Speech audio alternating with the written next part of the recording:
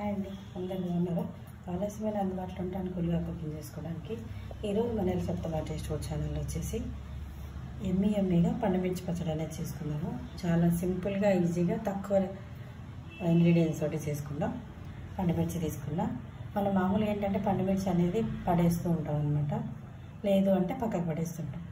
అలా కాకుండా పండుమిర్చిని అంటే పచ్చిమిర్చిలలో కొంచెం రెడ్ కలర్ వచ్చినవి తీసేసుకొని, అంటే మొత్తం రెడ్ ఇలా ఉండాలి, రెడ్ కలర్ వచ్చినవి తీసుకొని పచ్చడి అనేది చేసుకున్నాము. పండుమిర్చి తీసుకున్నాం, కొద్దిగా చింతపండు, ఈ పండుమిర్చికి తగినంత చింతపండు తీసుకున్నాం, కొద్దిగా మినపప్పు శనగపప్పు, తర్వాత జీలకర్ర ధనియాలు వెల్లుల్లిబ్బలు సాల్ట్ ఆయిల్ అనమాట. ఇంతే, చాలా సింపుల్గా ఈజీగా చేసేసుకుందాము. ఇప్పుడు ఏంటంటే స్టవ్ ఆన్ చేసేసుకొని పండుమిర్చిని కట్ చేసుకొని 1 by 1 వేపేసుకుందాం. ఇంకోటి ఏంటంటే మినపప్పు శనగపప్పు అనేది కూడా నేను ఆల్రెడీ వేపేసాను. ఇంకా ప్రాసెస్లోకి వెళ్ళిపోదాం. ఇంకోటి ఏంటంటే మన ఛానల్ చూసిన వాళ్ళు లైక్ చేసి సబ్స్క్రైబ్ చేయండి, పక్కన ఉన్న బెల్ ఐకాన్ క్లిక్ చేయండి. ఫస్ట్ ఏంటంటే స్టవ్ ఆన్ చేసి ప్యాన్ పెట్టుకోండి.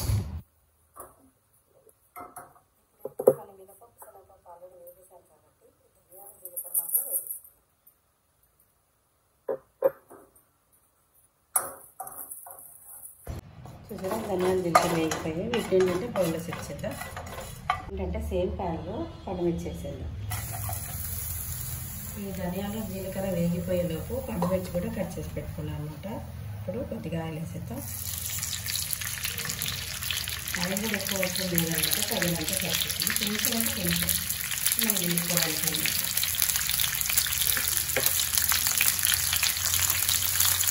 ఇప్పుడు క్లాత్ పెట్టి వేసేస్తాం.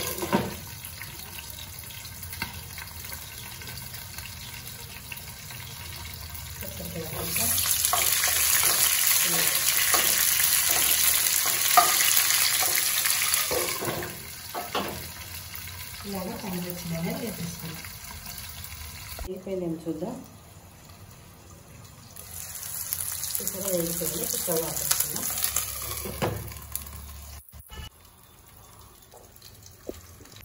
ఇప్పుడు ఈ వేగిపోయినాయి కదా పండుమిర్చి అనేది చల్లారబెట్టేద్దాం.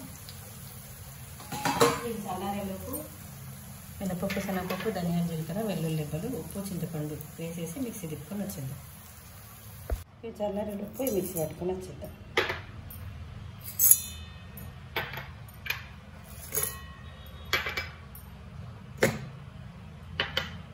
క్యాప్ పెట్టి మిక్సీ తిప్పుకొని వచ్చేద్దాం. ఇప్పుడు ఇలా మిక్సీ పట్టాం కదా, ఇందులోనే సాల్ట్ వేసేద్దాం. సాల్ట్ కూడా వేసి ఒకసారి తిప్పుకొని వచ్చేద్దాం. ఇప్పుడు క్యాప్ తీసి ఇందులో పండుమిర్చి వేసుకున్నాం కదా, చల్లారిపోయినాయి, ఇవి వేసేద్దాం.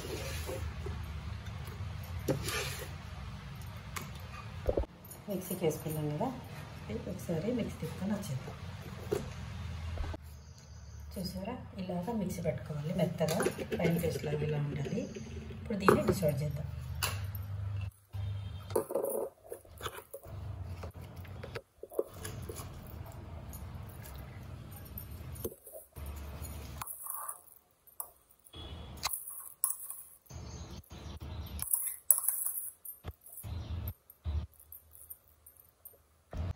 చూసారు కదా, పండుమిర్చి పచ్చడి సింపుల్గా ఈజీగా తక్కువ ఇంగ్రీడియంట్స్ తోటి పచ్చడి అనేది రెడీ అయిపోయింది అనమాట.